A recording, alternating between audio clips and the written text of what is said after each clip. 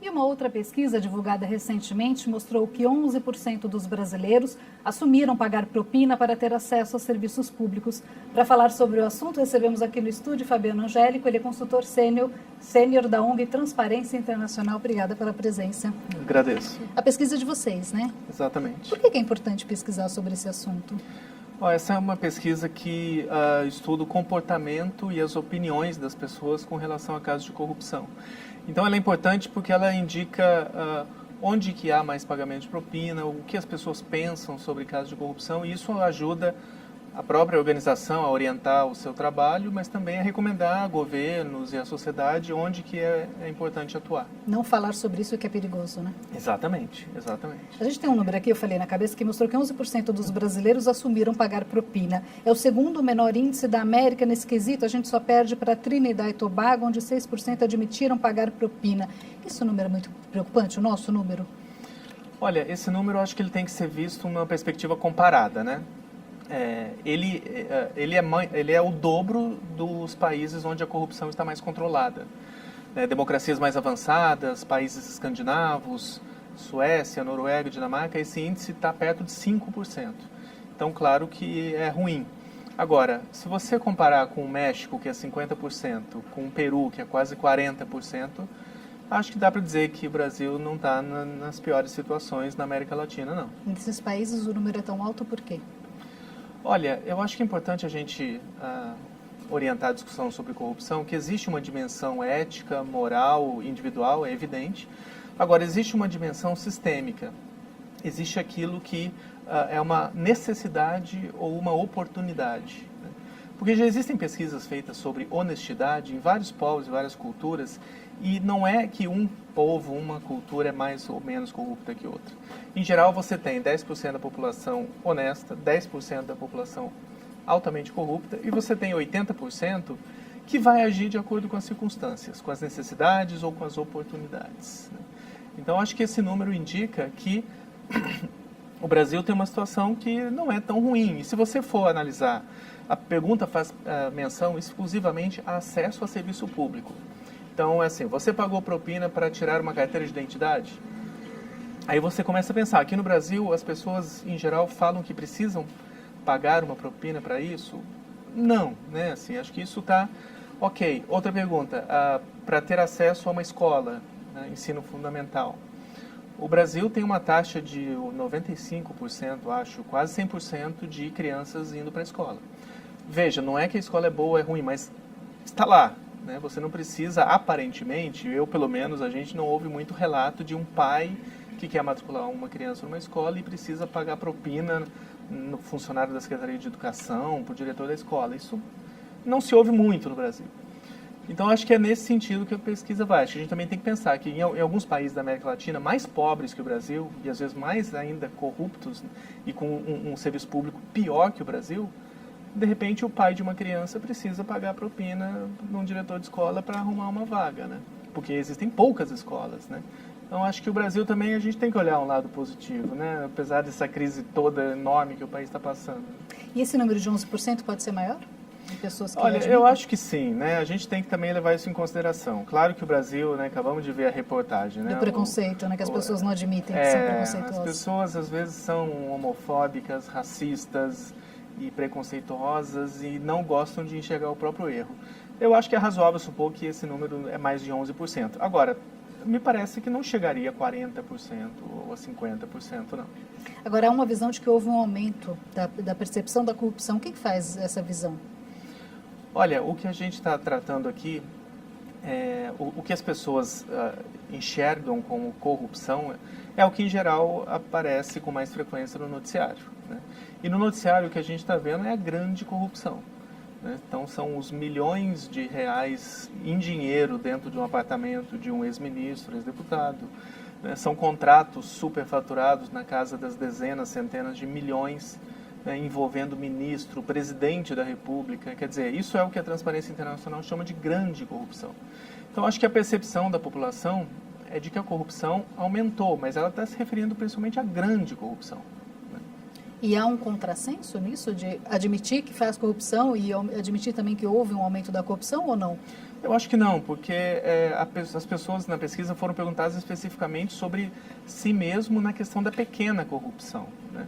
Então, de fato, se a pessoa não precisou pagar propina nos últimos 12 meses, a metodologia fazia essa pergunta: você precisou pagar suborno para ter acesso a um serviço de saúde, para tirar um documento de identidade nos últimos 12 meses? Então, a pessoa realmente, né, de repente, ela não precisou fazer isso, né?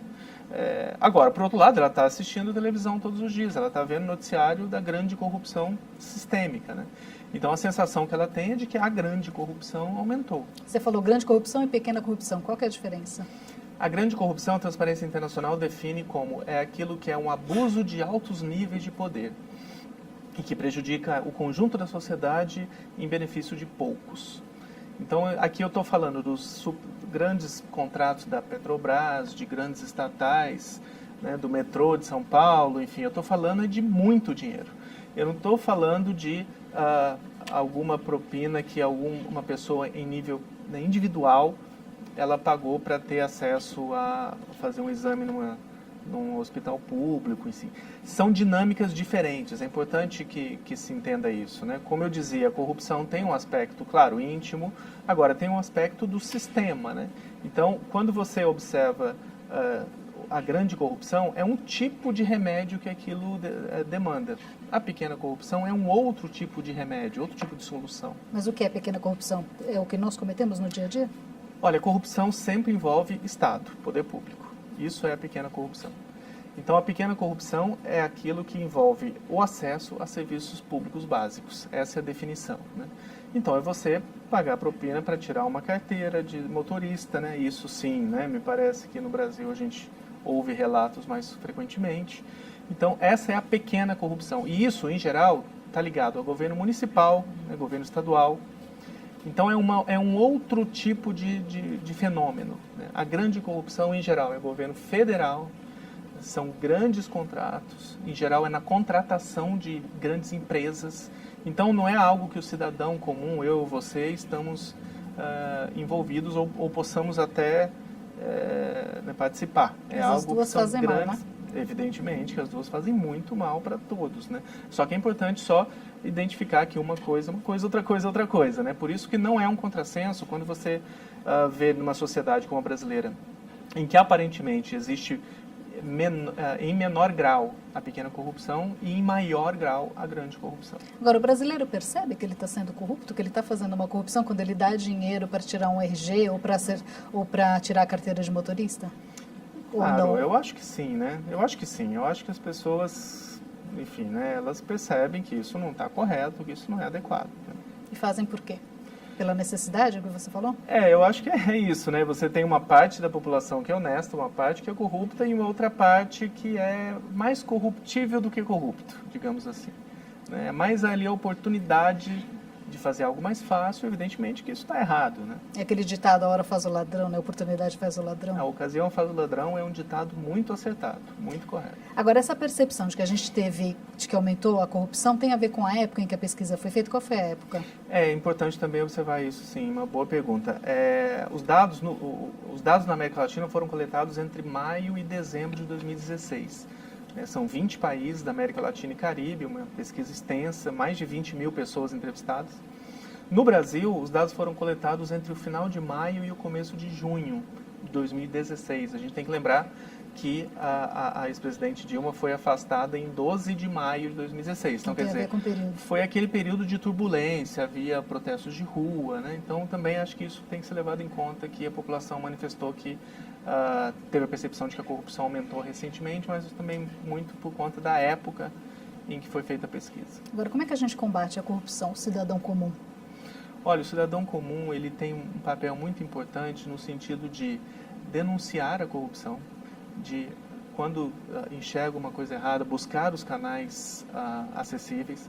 É muito comum a reação quando a gente diz isso, as pessoas dizem, mas isso não funciona. Olha, a gente que trabalha mais detidamente com isso todo dia, isso funciona sim, mas não funciona no nível individual muitas vezes.